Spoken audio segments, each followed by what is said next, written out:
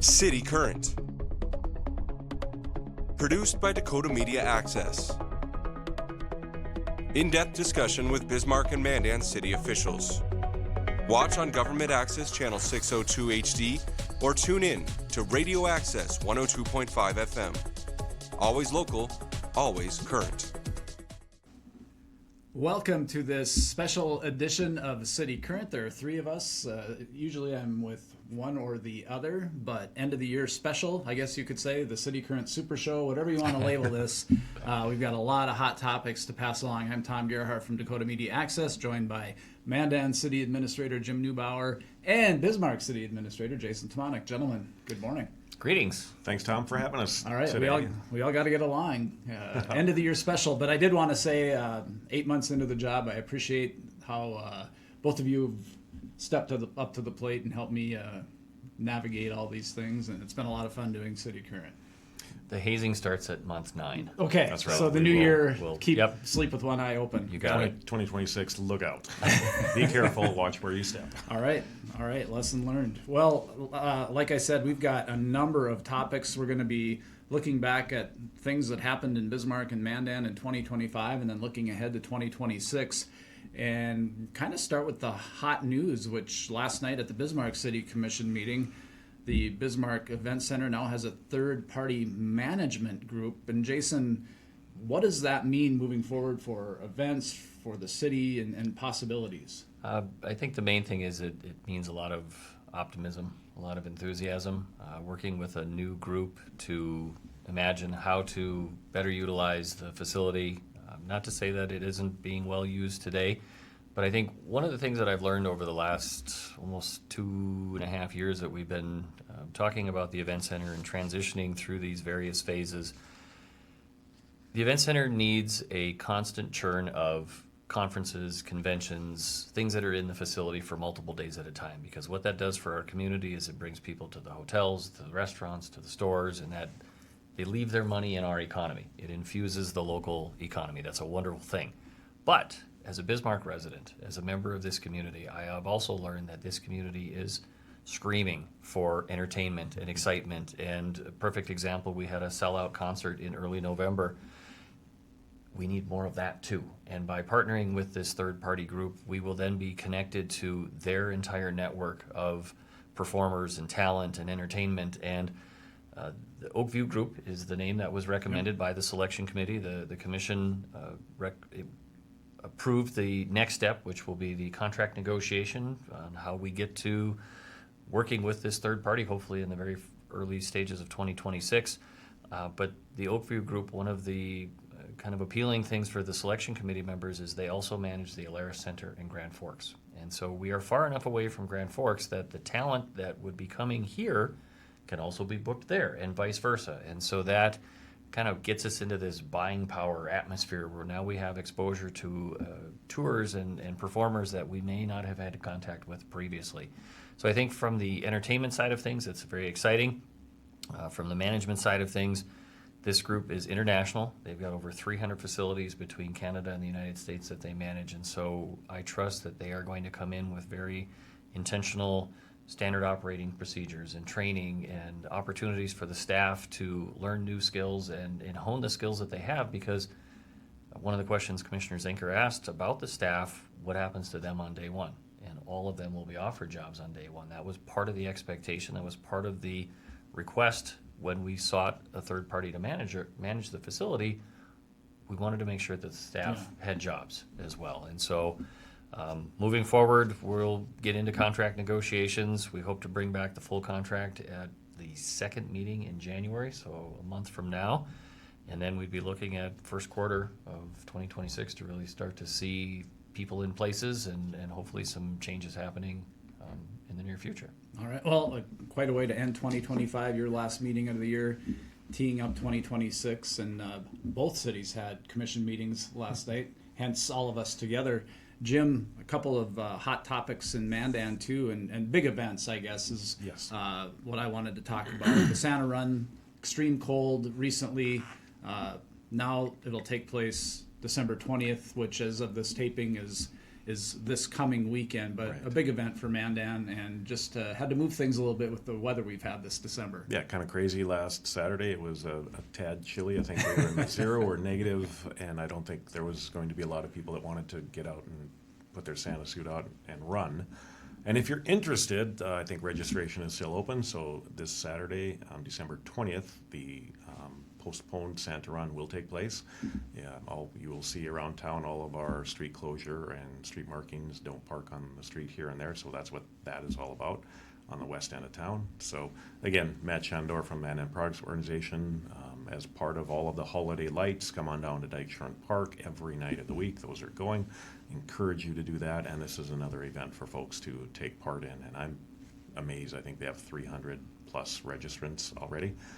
And again, with that registration, you get your long sleeve shirt, and you also get a Santa outfit. So it should be fairly interesting. And I saw the finisher medals online too. Those are pretty sharp. It starts at 4 and then runs right into the dark, so you can see the lights, right? Nice pun there, but yes, it will run into the evening. No pun there either. But again, we encourage folks to register online and do all that stuff through the Mandan Progress organization. So looking forward to it, bringing people downtown. Families, friends, come watch the start, watch the finish, partake in a beverage or a meal afterwards, and just kind of hang out. And again, holiday lights have been open, and it has been a little chilly, so attendance has been down a smidge this year. But this last week, attendance went way up during the nice weather that we've had today. Well, let's stay with you, and a Guinness World Record attempt will take place with fireworks December 31st, also in Mandan. Yeah, brand new event, and it kind of kicks off the country's 250th anniversary to start out with. The location will be just to the east of the Subaru dealership up by the newly constructed Mandan High School. We encourage folks. This is a kind of a show you need to watch from a certain angle, and it's head-on. So if you can go online and purchase parking tickets through the Mandan Progress organization, parking will be available in the high school parking lot, different sections and things like that. So watch for traffic on the 31st. I think the show starts around 10 o'clock, but again, a world record attempt at, I think, the number of 250,000.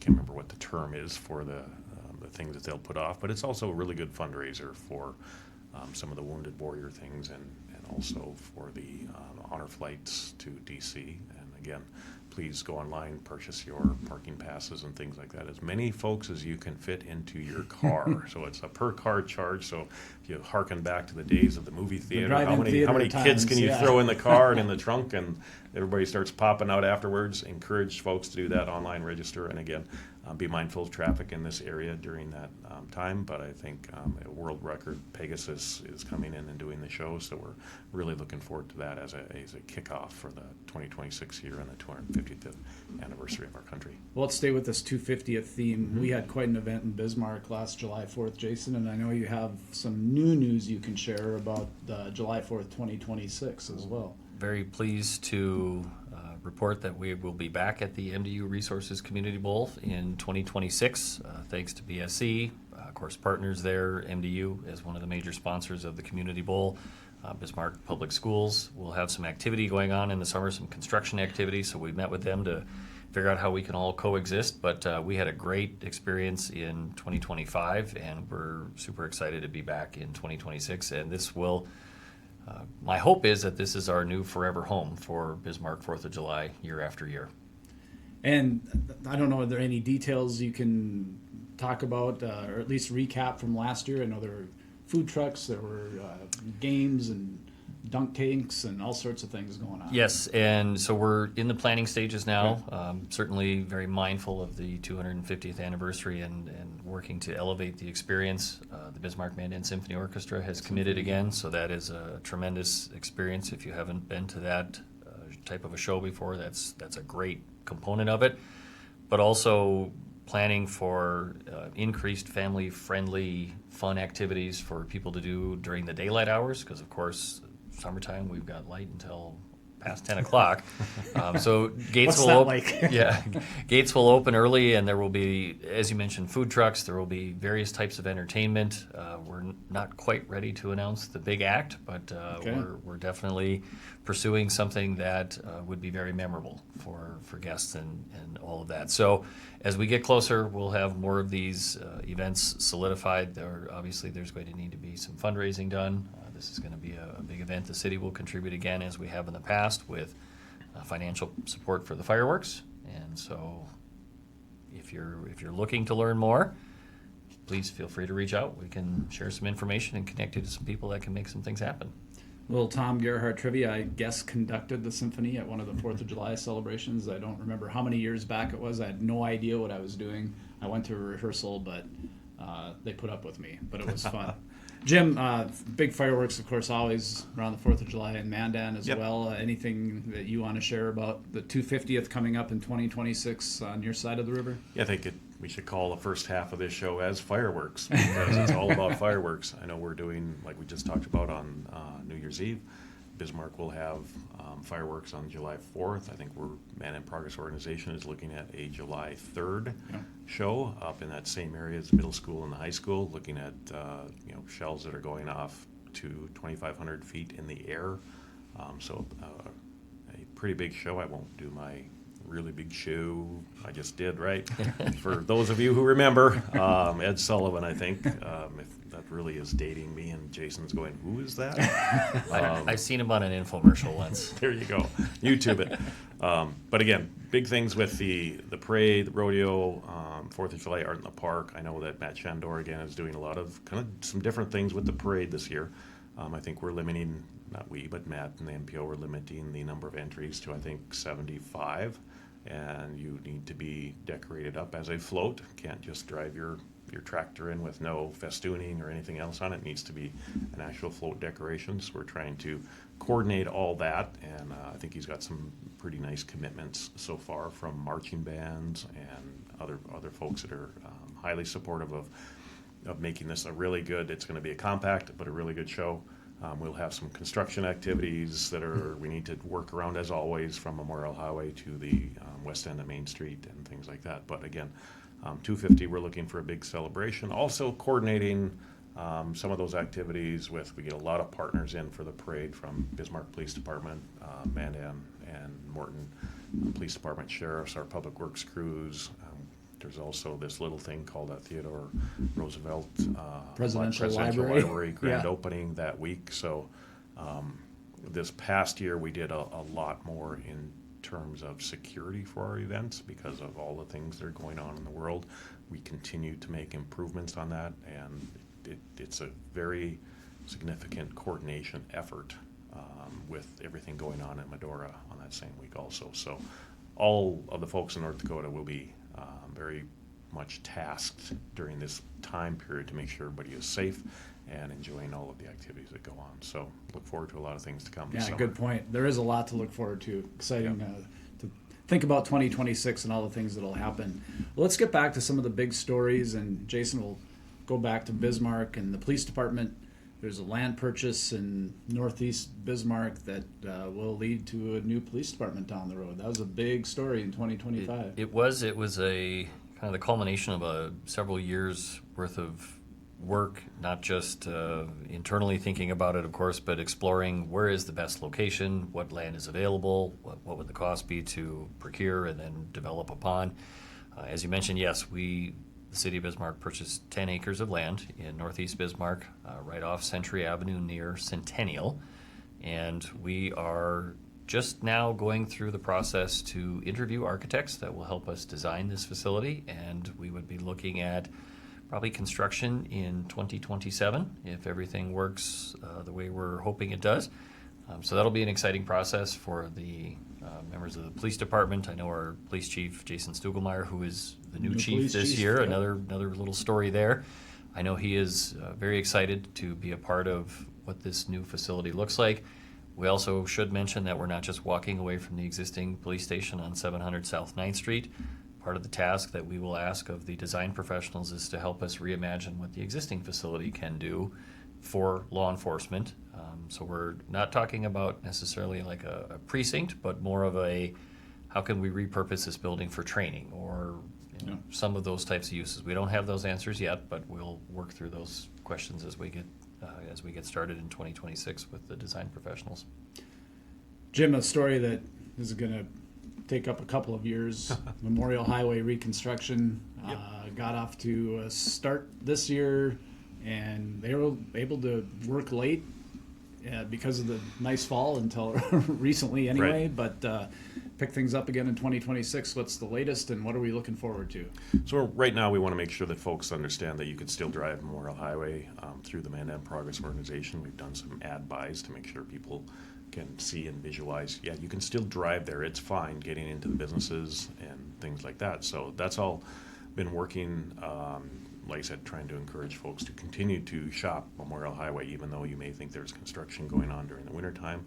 Those entrances to those businesses and those businesses continue to need your patronage to survive, like in all construction projects. So this past year, we were hoping to have from roughly the east side of Midway Lanes through the intersection at where First Federal, the credit union is.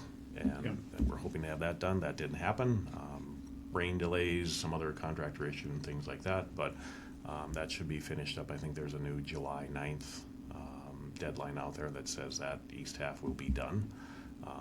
Bids have been awarded to starting on the west half around where Riverwood RV is and work our way coming, I think in 2026 will be kind of Main Street up to that Riverwood RV intersection. And then we want to make sure there's a lot of coordination that happens because we don't really want to have both ends of Memorial Highway tied up at the same time. So let's finish the east half, then we'll start on the west half. This will probably be going into a third year into 2027, where then it's from Riverwood RV to the other side of Midway Lanes and finish that up. So it's going to be a long process.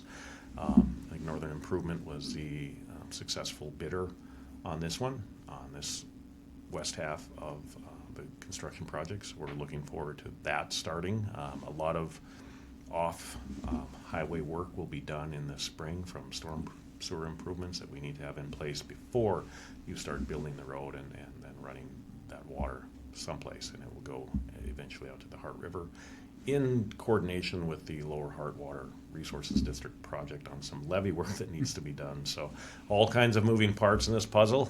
We always talk about how do you put all these together. There's a significant coordination effort to make all that work in a way that is beneficial. And at the end of the day, we know the product is going to be awesome. Memorial Highway will be curb guttered, street lights, the underground power lines are going to be buried, and that process already started with MDU's cooperation. So much improved driving surface on the strip, and people will look today and not really have a sense, but if you drive on the new part, it is roughly 2 feet lower in elevation than the old street was. So there's significant differences in there. We use caution and think it's still 25 through there and be safe, but again, we're looking forward to that construction starting in 2026 in the spring. Yeah, major project. Well, let's talk chickens. We'll start in the Bismarck side of the road. This is a story that was alive and well in both Bismarck and Mandan this year, and a revisit for chickens in Bismarck in 2025, and ultimately the commission... Same outcome as before. Same outcome as the a first revisit of a topic, but it was not successful. At the time, Community Development Department, today, now the Planning Department, we've done a little shuffling within how we structure it ourselves, but staff went through the exercise, stakeholder group, lots of feedback, lots of input, lots of support, but in the end, the commission at the time, I believe there were just 4 commissioners at the table. We had one that was absent, and so we didn't have an odd number, and we ended up with a bit of a stalemate, and it resulted in no support for chickens. And so this is the second time that the City of Bismarck has gone down this path, and I guess frankly I'm not so interested in having a third discussion with this one. I think we probably need to let this one go, and we do still allow chickens in the extraterritorial area. So if you live outside city limits, that is potentially, depending on where you're at, if you're under Burleigh County jurisdiction, no chickens, but if you're in the ETA, yes, chickens. If you really, really want chickens, I guess I would encourage you to talk to my good friend Jim over here, because we know Mandan supports chickens, allows chickens, and continues to have people that are doing the right thing, getting their permits and having a backyard. I think of all the things that Jason and I deal with on a day-to-day basis and a year-to-year basis, and if we look back in our careers and go, what did you ever think you'd be having? How many hours are spent talking about chickens? And it is crazy. But it is, for some people, it is extremely important. They are like pets, and we understand that. And for us, when we passed this, oh goodness, 5, 6, 7 years ago, a lot of discussion, pro and con, and it was a learning experience for many of us. We have not had many issues, if any, regarding chickens. We always find, the chicken community, I think, is a chicken community, and they know who has chickens and who doesn't, and they will report someone probably who doesn't have a proper permit, or their coop is in the wrong area, or they're not following the rules. But like I said, for us, it hasn't been an issue. We probably spent a gazillion hours talking about how we make and do this right, and there's some pretty specific rules that you have to follow if you are going to have chickens within city limits. And like I said, knock on wood, for us it hasn't been an issue, and we'll continue to move down that path. So hopefully I agree with Jason 110% that we can kind of leave that discussion and move on to other items forever. And I know it was serious, and I'm not, but it just got to a point for me watching on when the phrase "chickens at large" came up in the Bismarck discussion, and then images popped into my head of, arrest or on the run photos of chickens, and then how funny chickens look when they're running, because they don't have arms, they have, anyway. So hopefully we don't have to talk about any more chickens, but it although serious, and I know a lot of people really, really care deeply about them. There was a little bit of humor in it for me. So probably not for both of you. I think when we were going through our discussion in Mandan on this, it was during a legislative session. And Senator Dwight Cook had called me over for a Finance and Tax Committee hearing. And unknowingly, it was during our discussion on chickens, and I walk into his committee room to a bunch of people clucking. And so, yes, a lot of humor was going on, and it was... I said, yeah, that's good. Now, what do you want me here for? But I think, again, different communities around the state are having these discussions. We are not unique. Mandan's not unique. Bismarck is not unique in these discussions. Some communities say yes, some communities say no, and it's a preference. And like I said, we get questions all the time on, can you send me your ordinance, and how does this work, and where can the coops be placed, and what's your number, and things like that. But again, every community is a little different in how they see things, and Bismarck and Mandan, we are a community, but we have there are some differences in the two.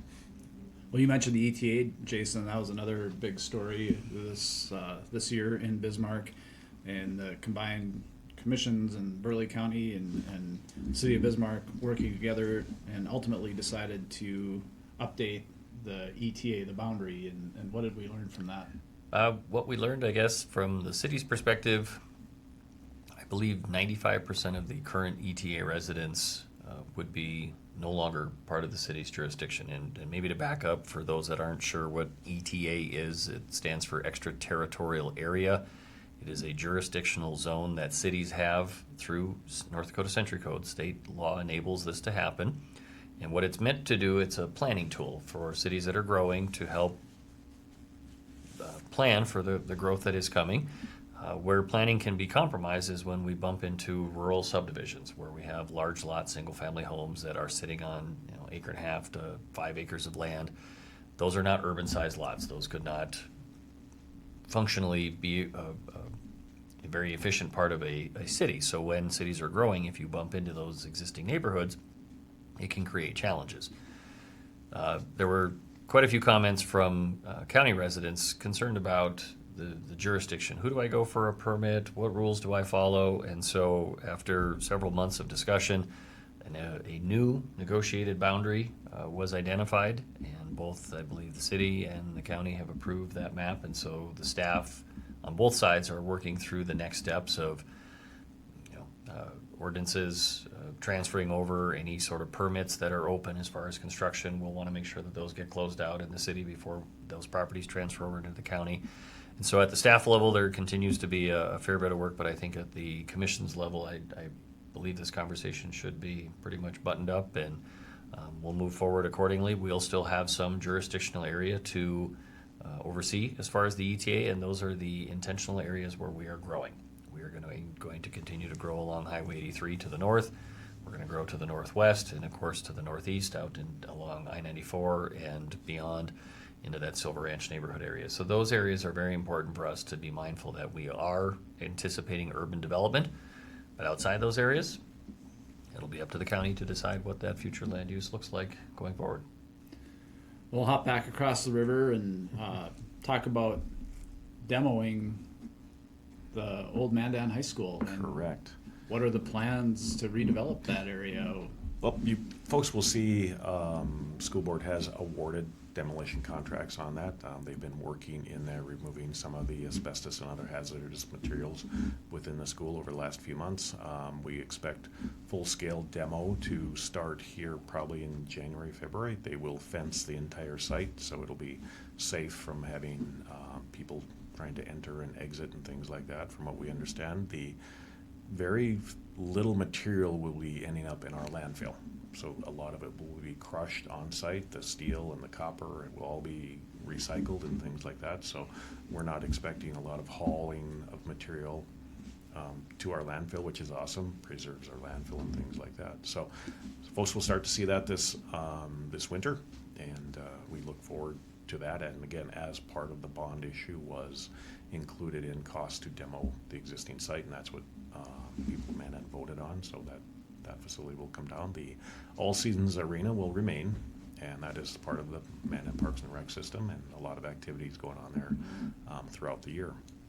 The city, along with the schools and parks, were able to secure a placemaking grant probably 2 or 3 years ago, where it was a whole study on what can you reimagine these 17 acres to be after the school is down, and what makes sense.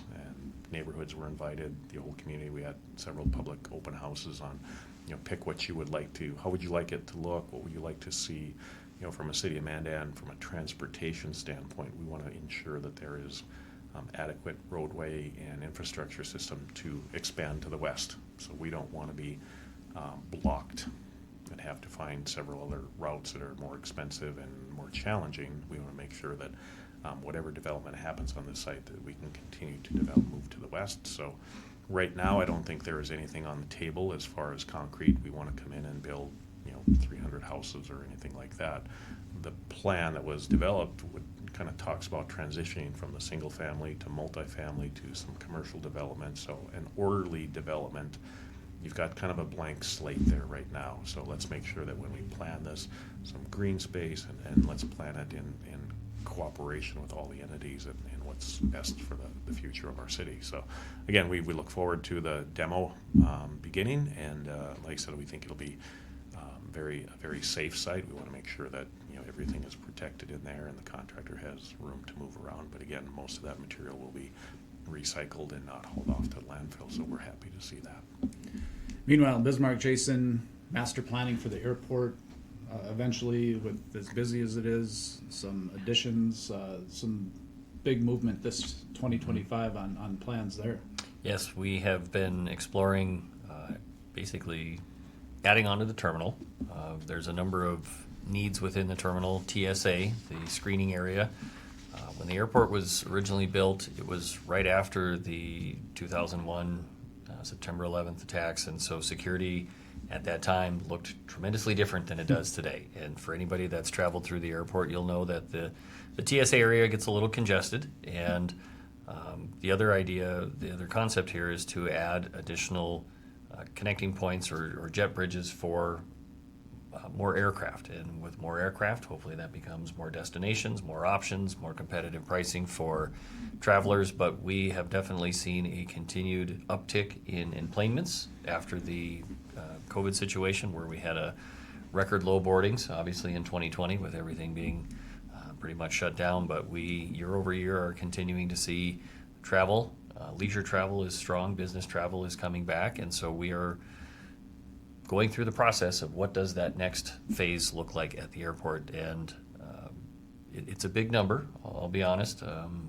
We don't have all the all the funding mechanisms in place, but oftentimes with airports in North Dakota, it becomes a blend of revenue, whether it be state aeronautics, local jurisdiction, of course, federal aviation. It will have a number of requirements, but then there would be some grant opportunities available there as well. So this is a big project. The airport was finished in 2004, I believe, was when the terminal was open. So we're 20 years past, and the place looks great. It's run very well, but we're also thinking about the next growth phase and how do we accomplish that. So that'll be something that we'll continue to talk about throughout 26, and hopefully we'll have a plan for looking at some construction in the not too distant future. Speaking of construction or demolition or who knows what, Mandan City Hall, Jim, it's something you've shared a lot of talk with me about, and what's the latest there? What are possibilities moving forward? Yeah, right now we're having a lot of internal discussions, which we've had several studies done on the existing. It is a 1933-34 World War Memorial Building. I think you've heard me say before, the first indoor swimming pool in North Dakota is what our finance area occupies right now. As you can imagine, City Hall didn't move in there until the mid-70s. City Hall and all of its functions were at the downtown fire station, which housed everything from police, fire, public works, assessing, building inspection, city commission chambers and things like that. So in the mid-70s, there was a renovation of the lower level. As you know, it's kind of a challenging building to work with. One, because of it's like a split level house. Tough to get handicap accessibility moving.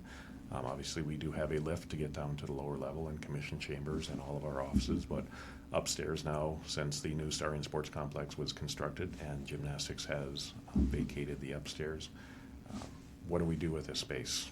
We know we have needs for every window, all the roofs, handicap accessibility needs. We need some more room for our folks to be able to function efficiently. Some areas we're kind of jammed in like sardines right now. Heating and cooling is always an issue. We've talked about summertime, everyone has a dehumidifier next to their desk running. In the wintertime, you have your individual space heater because the hot water, the steam, and the forced air heat in one building it's challenging to manage. Yeah. And like I said, we know that we have some definite needs there, so we're continuing to talk and look and say, okay, does it make sense to renovate this building? We've gone through some, with our Brownfields assessment grant, we've done some assessments on what kind of hazardous materials we may have to deal with in there if and when we remodel. But those questions are ongoing, and what does that look like for the future? Because COVID changed a lot of things. A lot of whoever thought people were able to work remotely and do it efficiently. So we have all of our staff obviously in City Hall. During COVID, we moved some folks upstairs to give some separation. So we do have room to maneuver within that facility. It's just a matter of how do we, it is a complete gut and remodel. Everything needs to come out and everything needs to go back in a manner, and how much does that cost, and does it make financial sense?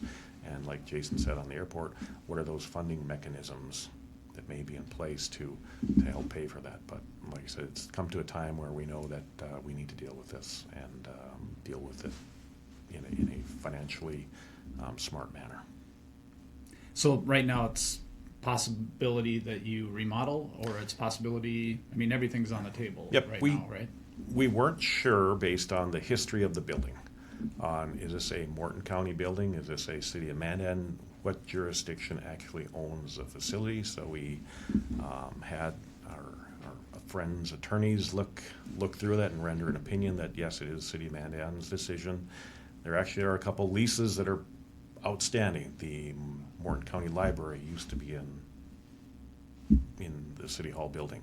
Apparently there's a lease out there somewhere that we haven't been able to locate, but we need to end that lease. And it would be, while the county doesn't have the final decision on what happens to the building, it's a matter of, you should go tell them, here's what we're looking at doing, to give them a heads up. And Like I said, I think that when the building was constructed, there had to be a place for the VFW to have meetings and the American Legion. So whatever we do, we still have to continue to have a space for them to meet. We have a conference room in City Hall we call the Veterans Room.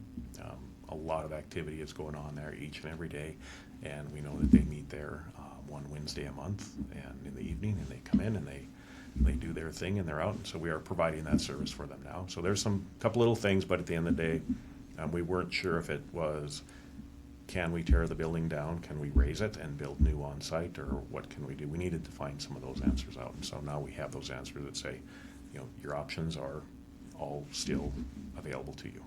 So we're taking steps. Back in Bismarck, riverfront public spaces, Jason. So down under the Grant Marsh Bridge, kind of that area. Keelboat Park area. Keelboat Park, yeah, thank you. Will be a lot of development in the near future.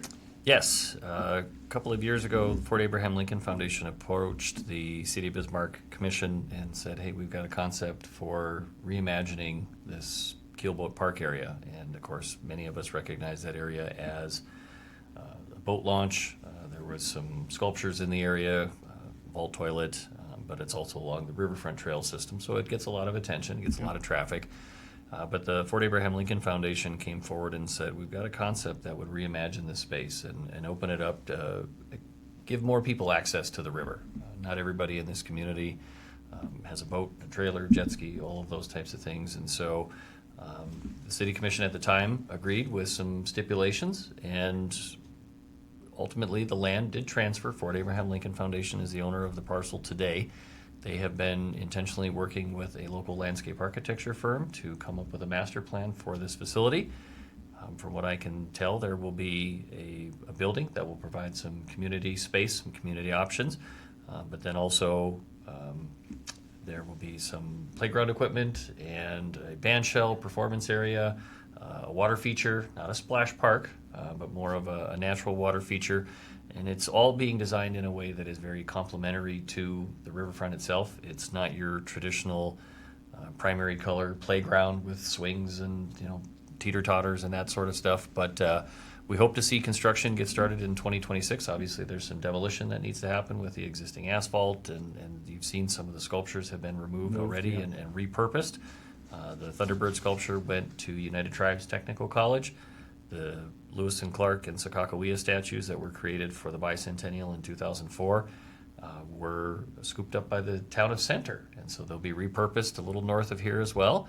And we just wish the Fort Abraham Lincoln Foundation all the luck that they need to make this work. I know they've got some grant funds and some tourism dollars in the bank today, so that will go towards the first phase of development, and I'm really looking forward to seeing this space evolve over the next few years and reimagining how it could look. And the keelboat went north to Pioneer That's Park. right. I should mention that too. Bismarck Parks and Recreation District was intending on preserving the keelboat, and so Fort Abraham Lincoln Foundation partnered with the Park District. The park said, hey, we've got a spot up at Pioneer Park, and so Fort Abraham Lincoln Foundation came in and hired a crane service and contractors and found a new home on the north end. So. Well, Jim, you alluded to this earlier, that West End reconstruction downtown Mandan. Yep. Boy, another big project that, especially in a really busy area. Yeah, this is a project we've been working on for many years. If you think about from Collins Avenue to 6th Avenue on 1st Street and all the avenues in between, up actually to 2nd Street, significant work needs to be done. There hasn't been a lot of, obviously we've been maintaining those streets to the best of our abilities, but sidewalks have deteriorated, streets have deteriorated to a point where there's just not enough to mill and overlay anymore. And part of this, we split the project up into, I think, the first phase that we'll do, hopefully this summer, starts out with bids going out in February, I believe. We had a lot of issues on, one of the issues in the area, the biggest one is trying to provide ADA compliant sidewalks and parking spaces. And that's caused a lot of consternation from the neighbors in that area. I think we have worked with our engineering firm to come up with some really good solutions. So I think we're able to move forward and move move past that. About a $6 million project. Of that, I think $500,000 will be assessed locally. So there's a lot of grant money that's going into these projects. And again, it's part of our effort to move from in the downtown area where we know avenues.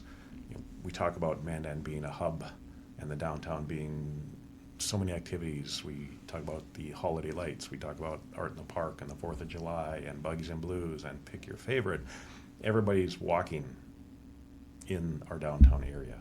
And we notice when we have businesses that are vibrant and very successful like we have now, there's a lot of foot traffic, and we want to make sure that that foot traffic is able to maintain and travel in a safe way. And also vehicular traffic, we're providing parking that is meeting all those ADA requirements that we need to meet. So bids will go out, I think, in February, last I heard, hopefully award in March or April, and construction start. And again, we're moving from 6th Avenue down about 2 blocks to the east. And again, reconstruction from Main Street up to 2nd Street in part of our, what they sometimes call downtown proper, and where infrastructure in this area has been in need of updates and redoing for many years. It's just a matter of finding those funding sources that are available at the time to make it possible, because we realize there's some older housing stock in this area, and folks,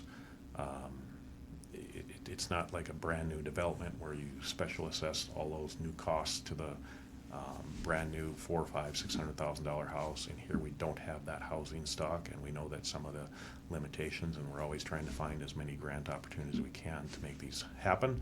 And that's what we've been able to do in this area, and so we're hoping that moves forward this spring.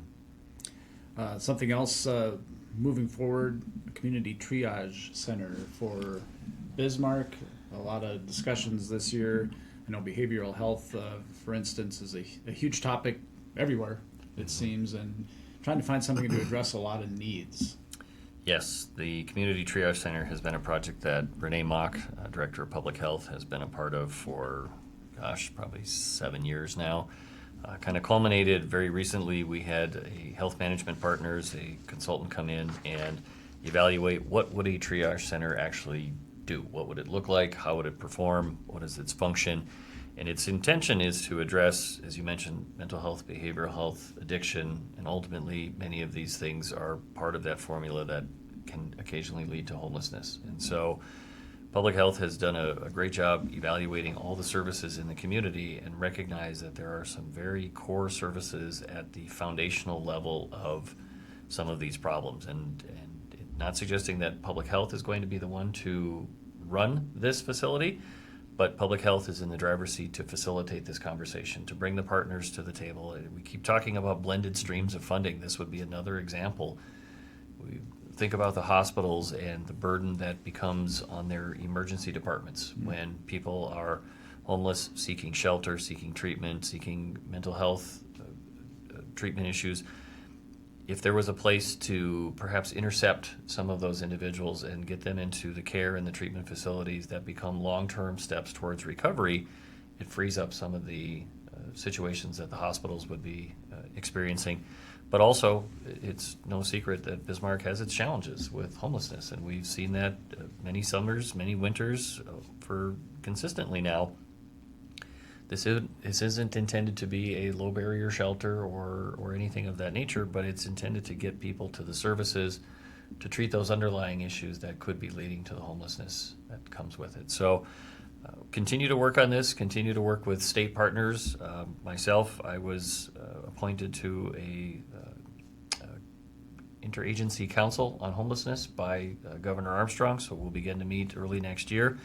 This is kind of a dovetail off of some of the work that Governor Burgum had been doing in this area as well, and so looking forward to partnering with not just the local service providers, but also the state on what is the bigger picture solution to, not going to suggest that we're going to end homelessness in North Dakota, but we are going to try and get our arms around these situations and hopefully prevent people from experiencing those scenarios. Both cities have new fire stations coming online. Jim, latest on Fire Station 3? Yeah, last night the City Commission approved starting negotiations with EAPC, a firm that had made a proposal on architectural services to start that process of what does a new fire station look like. EAPC has several examples of work they have done around the state of North Dakota. I think even in Bismarck. In Bismarck, they're working on they Fire have one. Station 6 Yep. with us right now. So it really falls hand in hand with that as we continue as a community to grow to the northwest in Mandan. Our response times are lagging far behind where they should be, and our commission has said, let's take that step. Let's start planning for that. We're starting the process of hiring additional career or full-time firefighters to get us to a point where if we build that station, we will be able to staff it. When we did Fire Station 2 down in the Lakewood area, we built the station because we had the funding available to build a building. We didn't necessarily have that funding available to, at the time, staff it adequately how it should be staffed. So we're still working on that because, like I said, sometimes you can build a building, but the staffing that is the long-term continual need that Sure. becomes, how do we pay for things like that? So in this case, we're making a more cognizant effort to say, let's get our staffing to a level where we can actually put people in a building so that we don't give folks the false sense of security that, hey, there's a fire station here and why aren't you here in a minute when there's a fire station next door, and we're going, well, we don't have staff to get there. So there's always that juggling act. But again, we started, the commission approved starting those negotiations, and with, in conjunction with Fire Chief Bitts, we will meet with the architectural firm and start negotiating that contract and hopefully bring something back in either before the end of the year or at our January 6th meeting to move forward. So again, big need in our northwest part of town, and like I said, one of those first steps you take, and then get that in place. We'll get some cost estimates, and then we'll put those funding packages together. And you already mentioned Fire Station 6, Jason. That's southwest Bismarck. Burley Avenue, Burley Avenue area. yeah. Yep, we're very much in the design phase right now with EAPC, the group that Mandan has brought in as well. I think EAPC has done work for us on other fire stations as well. And so Burley Avenue, Jim mentioned response times. That's exactly what drives these locations. It's not just where do we need another fire station, it's why do we need another fire station. And currently the southernmost station in Bismarck is along Expressway. That's Station 2. It was opened in the late 70s. Response times into some of the neighborhoods, particularly south of there, are more than we would prefer. We would prefer to be able to respond to an emergency within 4 to 6 minutes from the time the call comes in.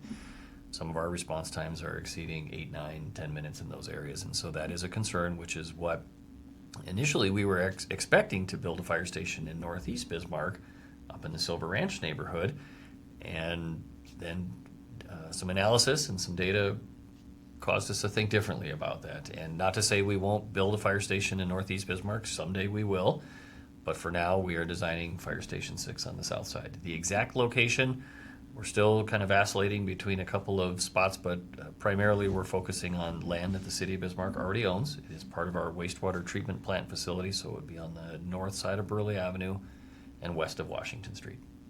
Well, speaking of wastewater treatment facilities, All these Jim, segues, it's like we practice these. Nice work. Thank you. Boy, they should have seen all the practices we went through behind the scenes. Huge project. The coin flipping is going on. That's right.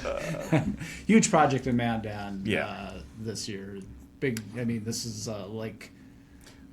Well, we talk about, this is one of our 3 biggies that Yeah. we're looking at, and a wastewater treatment plant facility. Our current facility was built in the late 90s. Population at that time, 16,500 people. We're now 25,000. It was built for expansion in mind, and at this point in time, we're looking at its time. Wastewater treatment is something that everyone in the community needs. When you flush, when that water goes down the drain, whether it's your sink or whatever, it needs treatment before it gets moved out to the Missouri River. And this isn't a, boy, I wish we could do that. No one, I think, comes into our position and says, I really want to do a wastewater treatment plant, because it's those things that no one sees that everyone expects. You expect when you open your faucet water will be there. You expect when you flush, things go away. And that's part of it, is just an expectation. This is a very expensive expectation. We've had an engineering firm working on preliminary cost estimates and what's the proper treatment and things like that. We had a second engineering firm we hired to kind of do a peer review. And now that peer review is coming to an end, and we're finding, okay, we're pretty much in the same spot, but having another set of eyes on that original engineering firm's take on it is always a good thing to say, what else might there be that we can do? But, price tag is the plus $100 million mark, and we know that that is a significant hit if we had to pay for that all on the backs of your utility bill. We're probably talking a $70 to $80 per month increase. So we're looking at some sales tax options to say, how might we incorporate this into the expiration of the Starting Sports Complex sales tax to kind of say, okay, that will be paid off years ahead of schedule. And I think that looks like we're in 2027, 2028. And when we do that, the potential of having another sales tax help offset part of that cost for a wastewater treatment plant is, again, one of those funding mechanisms we're looking for. It's interesting when you look at streets or other infrastructure projects, there are funding grants available out there, but wastewater treatment plants are kind of this thing that no one ever wants to get into. And we were very supportive of a bill in the Legislative Assembly this year to provide, some money for that. Federal government did some things and took some funding away from some communities where kind of like the pot of money that was identified to help out these projects went to some other communities in North Dakota that were on the cusp of saying, we're going to do this now, here's the federal funding available, and then federal government, that money went away, and so I think the state backfilled some of those projects. So we're always looking, and we will continue to look to help find some more supportive methods to pay for that. But again, it's a significant project, Big deal. significant time, and it is one of those, this is an expectation. Kind of like a fire station. One of the things that I'm sure Jason and Chief Bates would talk about are, I'm always surprised at the number of people you need to fund a full-time position 365 days a year. We all think that, you've got a firefighter or a police officer all the time. Well, it really takes, I think, 5 humans to staff one position full-time, 24/7, 365. And if you're running a crew of firefighters, you want at least 3 people. So you're talking at 15 people to staff a station, and that's not a minor cost. Those things are significant and they add up. But again, it's an expectation in the community, and we need to figure out the funding mechanism to make those things happen. Yeah, the one-time cost of building the fire station itself and Right. purchasing the fire truck and all the equipment, that's minor compared to the forever cost of having staff in this building every day, all the time, and continuing to maintain it. So, And I think one thing that we have found out, even when you order an apparatus, those fancy terms for fire truck, right? Whatever fire truck you have, it's right now, we ordered one 2.5 years ago. And our fire chief and battalion chief just went out and did the final, I think they said they had 600 lines of decisions to make on that fire truck to make sure it was built to our specifications. And we might get it 1.5 years from now. So it's a 4-year build, or it takes 4 years from the time you put the order in until you're going to get your fire truck.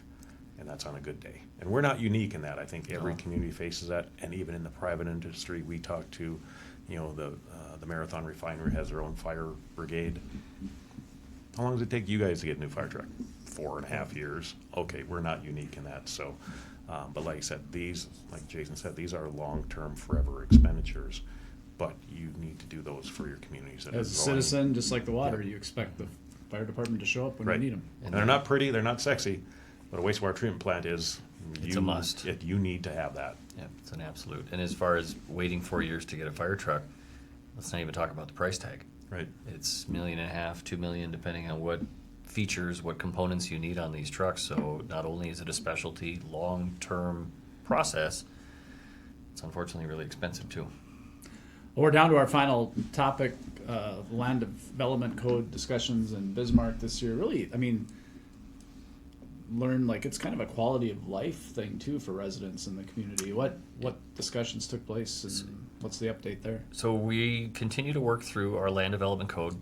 Another translation, another term for this would be zoning ordinance. These are the regulations that allow things to happen on certain pieces of property. It addresses residential, commercial, recreational, industrial, a variety of uses. And we have enlisted the help of a couple of different third-party consultants to walk us through this. This project is much bigger than our staff are able to dedicate the time and resources to, but it's also helpful to bring in new eyes, new ideas, new perspective from other places. And there has been a tremendous amount of community involvement and engagement because ultimately we want the residents to have a hand in what does the future of this community look like. And just seeing some of the changes as they're coming forward, I believe that the land use code will be considered more user-friendly. Not just looking at the ordinance online or in a book. We're going to start including images and graphics to help explain some of these scenarios. What is a setback? What is a rear yard? What is a front yard? These are terms that the planners use and contractors and builders use throughout their normal course of business. But if you're a first-time home buyer, you're building a house, you might have not put these nouns and verbs together in that sequence before. So having graphics, having images to help people just visualize what it is we're trying to accomplish, I think is going to be a significant improvement. But also just finding the land code to be more user-friendly in the terms of smaller lots for a developer that's interested in perhaps a more affordable housing approach. Shorter front yard setbacks. Instead of having 25 feet in your front yard, we're going to go down to 15 feet. Why is that important? Because it can help reduce the lot size. It can help kind of narrow that street feel so you're not in these large, wide open corridors. It all comes down to, as you said, quality of life, sense of place. Again, maybe these are some touchy-feely terms for the planner types that are out there. But in the end, it all comes down to what does your community look like? What are the corridors coming into your community? Are these welcoming areas? Are these friendly, or is it kind of driving in on the backside near an industrial park and some of those things? So it really gives everybody an opportunity to just kind of visualize what do we want this community to look like as we continue to grow, and hopefully we will continue to grow. We've added 20,000 people in 20 years. That's a very sustainable path for us, and this land development code should open the door for continued growth and development as we proceed into the future. Well, that puts a wrap on 2025. Any last words of wisdom? I can say thanks to both of you for your leadership and to all of the city workers on both sides of the river. Boy, I've sure gained a lot of insight into the amount of work that happens behind the scenes day in and day out to give us the services and that make us love these two communities so much. So it's been fun. Yeah, I think from Jason, I'm sure echo, Jason and I are friends and we work well together, and when we have issues we will be texting and calling each other. What are you guys doing with this? We talk about zoning code, and we're working on our zoning code also. I was in a meeting yesterday where stormwater management, where does your water go when it comes off your eaves and your downspouts? We're picking up some of the things that Bismarck is doing so that in our community you have the same builders, the same developers, and all that, so that it makes it more transparent and easier to work with, so that one community isn't doing something completely different than another community. And it helps us from a staffing perspective too, is that we're working on the same things, we're facing the same challenges, and I think all of our City of Mandan staff and City of Bismarck staff work really well together. Dakota Media Access is one of those entities that we jointly fund, and we jointly have meetings together, and y'all come over to Mandan and record our meetings, from parks to schools to Metropolitan Planning Organization, all of those entities that you're working for. And like I said, I think this is one of those entities that is a great cooperative effort on both of our behalfs. And like I said, I appreciate Jason and his staffs and his commissioners. I think we know all of the commissioners back and forth are free to go where we see them out and handshakes and how you doing, Mayor Schmitz, and pick those things up. And I think, like I said, we are a community, And I think we do our darndest to make sure that it's seamless moving between the two. That's right. Well, gentlemen, we'll see you back here in 2026. Thanks for all the Right. work again, and thanks for watching and listening to City Current. We'll see you again next year. For more information on what was discussed in this episode of City Current, visit cityofmandan.com or call 701-667-3215. If you have any suggestions, comments, or issues you would like addressed in future City Current episodes, contact us at info@freetv.org. This program airs on Government Access Channel 2 and 602 in HD, or on Radio Access 102.5 FM. It's also available as a podcast on radioaccess.org and as a video viewing link at freetv.org. Thanks for tuning in to this edition of City Current.